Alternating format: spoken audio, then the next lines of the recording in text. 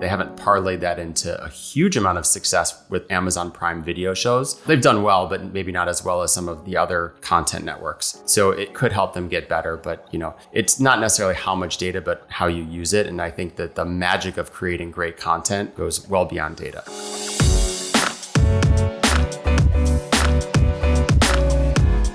Hey gang, it's Thursday, September 16th. Andrew and listeners, welcome to the Behind the Numbers Daily, an eMarketer podcast made possible by VTEX. I'm Marcus. Today I'm joined by one of our principal analysts covering retail. It's Andrew Lipsman.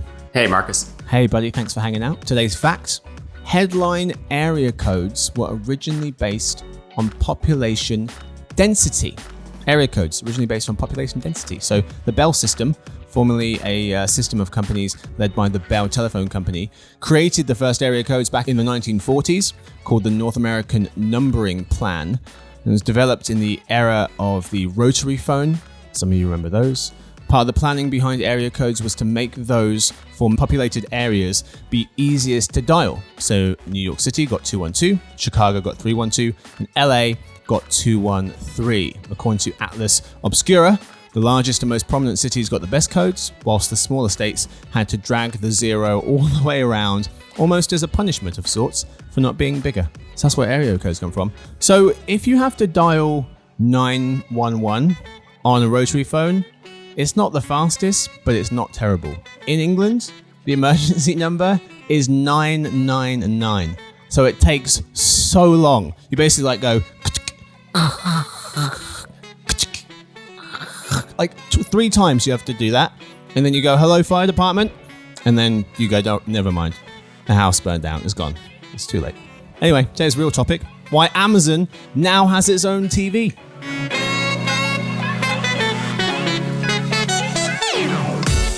So Andrew, Amazon recently unveiled that it has its own TV for sale, as in an actual TV. Their Fire TV device that streams content to smart TVs will come preloaded on these new Amazon-branded televisions. The Fire TV Omni and the 4 Series smart TVs will be available in October and can connect to Amazon's smart assistant, I'm going to say Alexa, so your devices don't get triggered, hopefully, and smart doorbell Ring. The Fire TV Omni sets include picture-in-picture, so you can check your smart home cameras, see your Ring doorbell feed.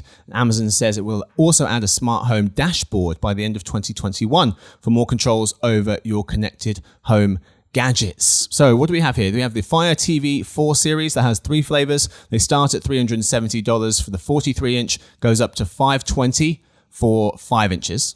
Then you've got another series. This is called the Fire TV Omni series that has 5 flavors and starts at $410 for 43 inches and goes up to over $1,000 for 75 inches and has some versions in between those. And also you get Dolby Vision with those last 2 expensive versions. Andrew, as soon as this news came out, we were talking about this and you wanted to also have this conversation because it interests you quite a lot. And you read a piece on Substack by founder of Shields Strategic Consulting, Mike Shields, titled "Amazon is Making a TV and I Have Many Questions," he says. And so you thought, well, maybe we should try and answer some of those, which is what we're going to do now. There's a bunch to get through, so we'll move fast, but be thorough. Our first question, Andrew, the first question that Mike proposes is, what is this TV about exactly?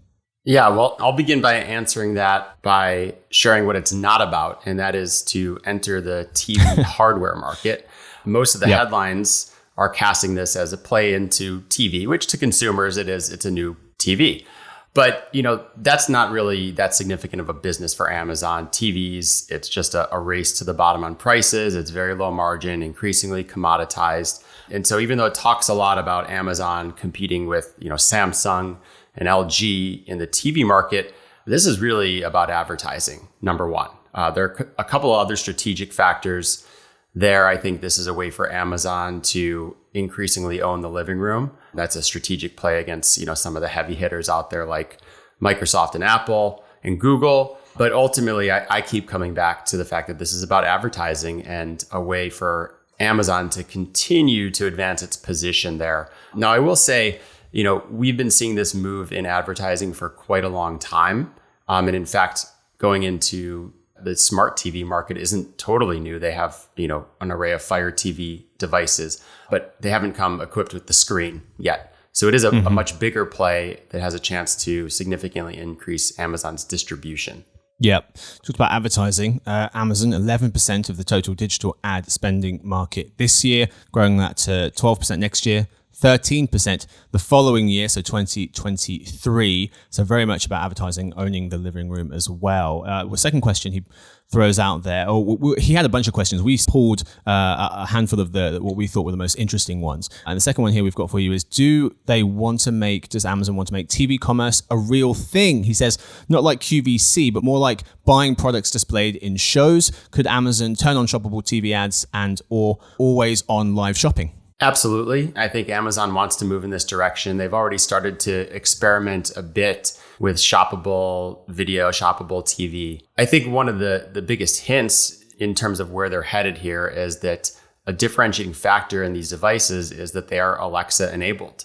We all know that the TV user experience continues to be a mess. It's even harder in the CTV environment where it's just impossible to navigate from app to app. And when you're looking for different things, you've got to enter in a bunch of letters one by one into the search box and all these things. It's just terrible, right? I mean, there's so much friction. So voice to me is the killer user experience, assuming that it's a good enough and clean enough experience for users.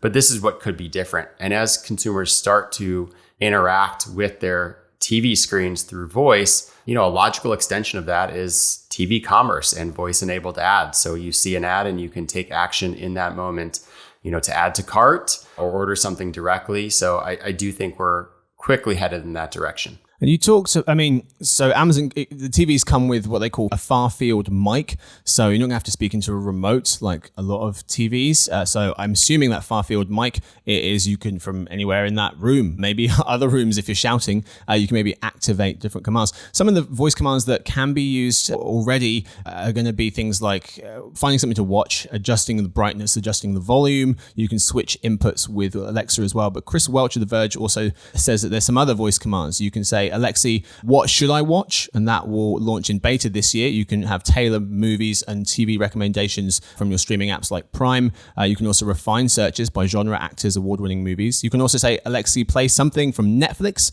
and just choose something you might want to watch from Netflix. Or Alexi, play TikTok. In the UK, Germany, and France, and soon the US and Canada, you'll be able to view, discover, and autoplay TikTok feeds on your Fire TV screen as well. They say that Amazon was saying over the last 2 years, customers who use voice features engage with content twice as much as those who didn't. Andrew, as you mentioned, way less friction. And also, this could be a good thing, a bad thing. Chris Welch with The Verge also saying that Amazon's Omni sets, the voice commands are always available, even if the TV is off. So we'll see how much customers like that. I guess it depends what you can do with the voice controls once the TV or when the TV is off, apart from saying turn the TV on. Andrew, what do you make of the price point? $370 is where some of these start. They go all the way up to $1,000 and above. Your thoughts on the price? Yeah, so I'm not up to speed on the latest on TV prices. So I did a little bit of searching, and these models seem to be priced a little bit higher than some comparable sets. And I had seen a few mentions that, this wasn't maybe as cheap as you might expect from Amazon. My thinking on this is it's all about Prime Day. These are prices that are made to be discounted. And it's all about seeing that all of a sudden that $370 set goes to $270 on Prime Day and really activates consumers around these big marketing tentpoles. So to me, it's kind of it's a conduit into deeper engagement with Amazon, and you can bet they're not about generating a lot of profits on these devices, and we will see discounting probably in pretty short order. And we believe that because that's what they do with their smart speaker Echo devices, correct? Absolutely, right? We've seen them do this before, but a lot of these were kind of lower priced consumer electronics. They were in the $50 to $100 range. Mm-hmm. Now it's a chance to move up, but to really start to introduce doorbusters. I mean, you think about the Black Friday experience has always been built around doorbusters on major appliances and TVs. This is a way for Amazon to break into that market with their own doorbusters. Yeah. What's the content play here? This is interesting. You mentioned a lot of the content features that they were talking about, integrations with TikTok and Snapchat. Long term, I mean, I think ultimately for Amazon to really advance its advertising ambitions, it needs to be able to deliver that advertising against content. So Amazon's been doing a lot on the content side with IMDb TV. NFL Thursday Night Football rights. But I still think they need to move into more content that they can place these ads around. I can't remember where I saw this, but someone had hypothesized that Amazon could be getting into skinny bundles in the near future. You think about, YouTube TV. And I think that's actually a very natural play. I don't know how long something like that might take to happen, but ultimately I feel like when you bring the content into that hardware experience, that's where a lot of the power and the magic happens. So for Amazon, it's really about the intersection of media, ads, and commerce. And, the weakest leg of that three-legged stool right now is the media side of things. Yeah. Another question here is, could Amazon start making shows based on the analytics it would get from TVs, assuming they sold a lot? Absolutely, right? The more distribution they get, the more viewers they have, the more data they have on those viewers, it all advances their data strategies. So I think they can do some of this stuff today. And I would say they haven't parlayed that into a huge amount of success with, Amazon Prime Video shows. They've done well, but maybe not as well as some of the other content networks. So it could help them get better, but it's not necessarily how much data, but how you use it. And I think that the magic of creating great content goes well beyond data. Another question from Mr. Shields. Would Amazon let people watch YouTube on these TVs or Apple TV? He says you have to, right? ? Yeah, I mean, listen, there are so many antitrust concerns with all of big tech these days. I think you need to be careful about locking out competition when you own that user experience. So I can't see them locking out those competitors, but you never know. And how bad is this for Nielsen, since they recently lost their Media Ratings Council MRC accreditation as well? Yeah, this is interesting. I've seen this discussed a little bit that, Amazon essentially be making a move into TV ratings. I don't think that's the case. So first off, Amazon, in order to really play in the measurement space, you have to be a neutral arbiter. But what Amazon is a walled garden, and this helps them become an even bigger walled garden. And frankly, walled gardens, if we think about digital advertising, Facebook and Google mastered the art of basically measuring themselves and submitting to as little third-party measurement as possible. So Amazon could be doing somewhat the same thing here as we think about the fast-growing CTV advertising market. That's not great for Nielsen, but it's also, I don't think, substantially different than what's been happening for a while now. Yeah. So Mr. Shields asked a ton of really great questions. Are there any other questions that need to be asked at this stage?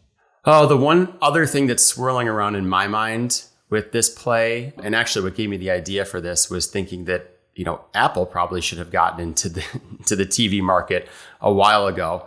I think the reason they didn't was because TV were low margin goods and, sort of commoditized, and Apple has generally not wanted to play in those spaces. But strategically, these screens become very important. And as a lot of the big tech companies are moving into digital fitness and health, which I think is going to be just a massive market, I think about all the media experiences for health that are happening on screens. And, Amazon, we've talked about in the past, they made an investment in Tonal, and they've been kind of sniffing around this space in different ways. I think they're going to have a much bigger play into digital fitness. And I can absolutely see these TV sets playing a big role in that. Yeah, they already introduced their $100 screen-free, a wearable Halo about a year ago. The device talks to your smartphone and you can measure things like body composition, tone of voice to see what your emotional state is, and track sleep and activity as well. So they're already kind of in that space to a certain extent. So the market for these, we estimate 83% of US households will have a connected TV this year. So it's getting close to everybody, whether they intentionally bought one or whether they just wanted a new TV and it happened to be smart now. Andrew, finally, what do the next few months look like with this TV? I mean, we talked about a second Prime Day of sorts perhaps happening before the holiday season or to kick that off. Do we maybe see one? Do we see these TVs debut there? Is it going to be slow take up at first? What do you see? How do you see things playing out with these TVs, say, for the rest of the year? Oh, that's the $1 million question. These are the exact questions I have swirling around in my head at the moment. I don't know the answer. I mean, I'm in the process of working on my holiday report, and the big unanswered question is, will there be another Prime Day in October or some version of that, since they already had Prime Day in June this year? I have to think that Amazon is going to be running some holiday specific promotions earlier in the year, and that this TV, the line of TVs, is going to play a big role in that. It could be a way of bolstering Cyber Monday, which is always, it's the biggest online shopping day of the year, and Amazon tends to gain share on that day. So is it a way of having Cyber Monday and putting it on steroids? Maybe. I'm not fully certain how this all plays out. I would love some certainty around these questions that I have, but that's what is on my mind and what I'm thinking about. The one thing I do feel confident in saying is the TV will play a big role in Amazon's attempts to gain share, in all consumer buying for the holiday season. Yeah. The timing of it, the fact that they're coming out in October, does make you think that there's definitely something at play here. So, Andrew, that's all we've got time for the lead story. It's time now for the halftime report. Andrew, we've talked about a ton. One or two takeaways, perhaps, from the first half? Well, I don't want to insult our listeners by saying this, but I just want to underscore this line. It's the advertising stupid, right? Yep. We all remember it's the economy stupid. With every big move that Amazon is making, or at least a lot of them these days, it really is about advertising. You just need to pay attention to their earnings and see, one, how fast that market is growing for them, how much runway they still have left, and a lot of that runway is going to be in the connected TV space, and how much of that business seems to be dropping to Amazon's bottom line. This is where the profits are. So I think it starts to tell you a lot about where their strategy is over the next few years. Yeah, in terms of advertising, we mentioned that they're going to have about a 12% slice of the US digital ad share by 2023. That would make them basically half the size of a Facebook at that point, and pretty much a Google as well. So they started small, they got to third place pretty quick, and they are going to be gaining on those two giants quite soon, already half the size of Facebook in just 2 short years. We want to thank Mike Shields from Substack for writing the piece that we were talking about. A lot of the questions posed from his article, so very, very good piece. Go check that out. That's all we've got time for the lead story. It's time now for In Other News. First, a quick word from our sponsor, VTEX.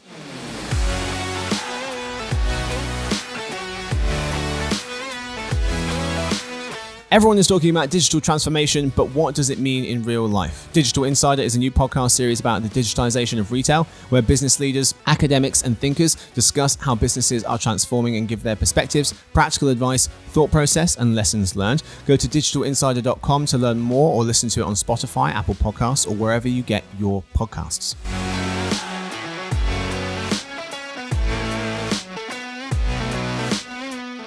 Folks, we're back. In other news, Peloton are launching their own apparel brand. Lululemon blew past Wall Street's expectations, and Amazon's cashierless tech is coming to Whole Foods.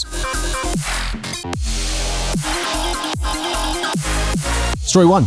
Exercise machine company Peloton are launching their own apparel brand, rather surprisingly called Peloton Apparel.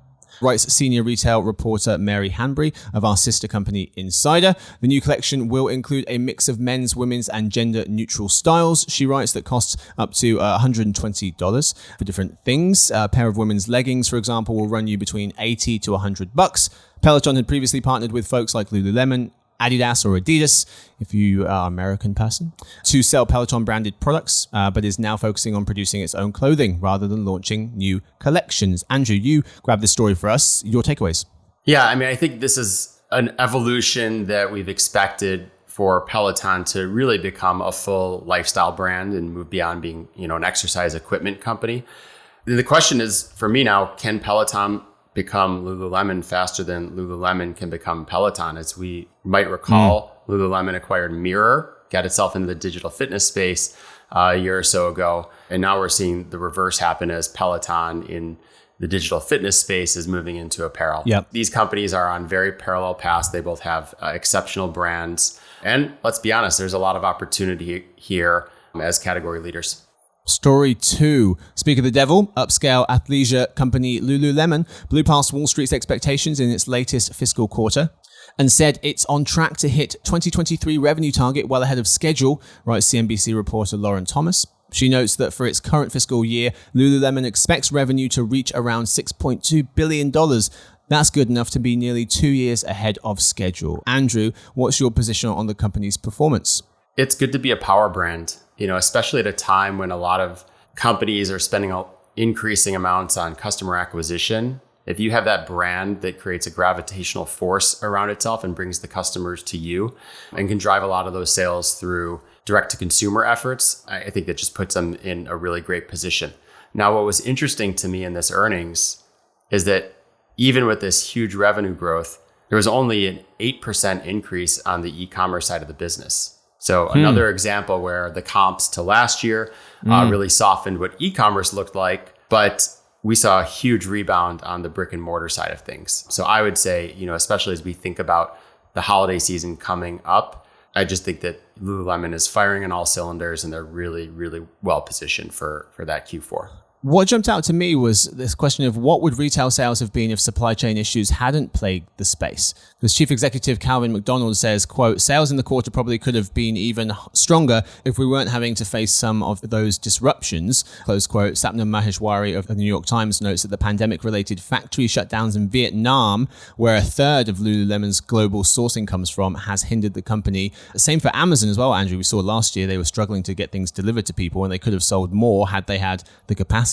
Yeah, it just shows you what demand is looking like for the brand right now, that they weren't even able to realize all of its potential. Yep. Surprise question for you. What's the bigger deal here with regards to Lululemon? Rumors that they're going to launch into footwear next year, or that by Black Friday, the company will have 200 shop-in-shops featuring its recently acquired wall-mounted mirror that you talked about in the first story, having those devices in those stores in North America. Is it footwear or is it mirror for Lululemon? Can I answer both? Yes. I think they'll do really well in footwear, and it's a big market. So that I think is a big deal. But honestly, when I think about the future of the business and how significant digital fitness can and will be, increasing distribution for Mirror is also huge. If I had to pick between the two, I think probably Mirror, but I do want to underscore the importance of that shoe play. Yeah, lots of competition for Lululemon. Miss Thomas of CNBC notes competition is heating up. Levi Strauss is buying yoga apparel maker Beyond Yoga, and Wolverine Worldwide recently bought Sweaty Betty for over $400 million.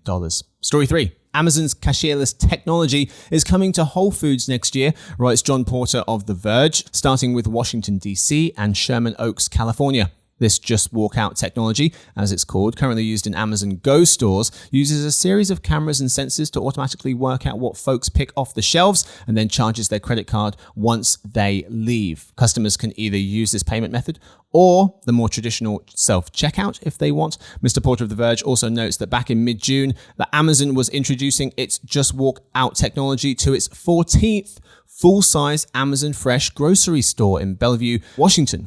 This Amazon Fresh store is 2.5 times the size of the Amazon Go ones that originally had the technology. Andrew, your thoughts?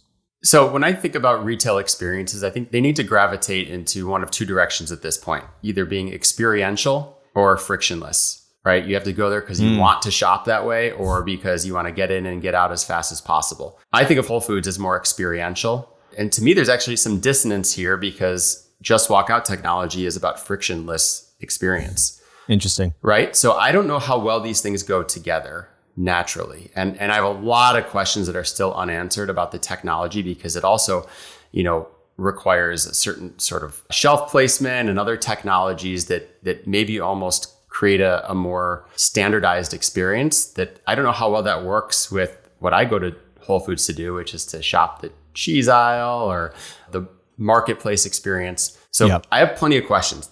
So initially there's some dissonance. The question is, why are they doing it? One, I think by getting consumers to scan in, they get more data. So that's a long-term play with Amazon and grocery, is getting more consumer data and scanning, and will help them do that. And the second piece I think is that they really want to license this technology to other retailers. Yep. They're building from the ground up Amazon Go stores and Amazon Fresh, where it's almost the optimal experience for the technology. This is a case where maybe they have to retrofit and figure out how this technology will work in an existing format at scale. So if they prove they can do it in these locations, they can do it with a lot of others as well. And that opens up a massive market opportunity. Great points. Great points for days. That's all we've got time for, though, folks, unfortunately. Thank you, Andrew, for hanging out today. Thank you. Thank you to Victoria, who edits the show. Thank you to everyone listening in. We'll see you tomorrow, hopefully, for the Behind the Numbers Weekly Listen. Don't miss it. The Marketer Podcast made possible by VTEX.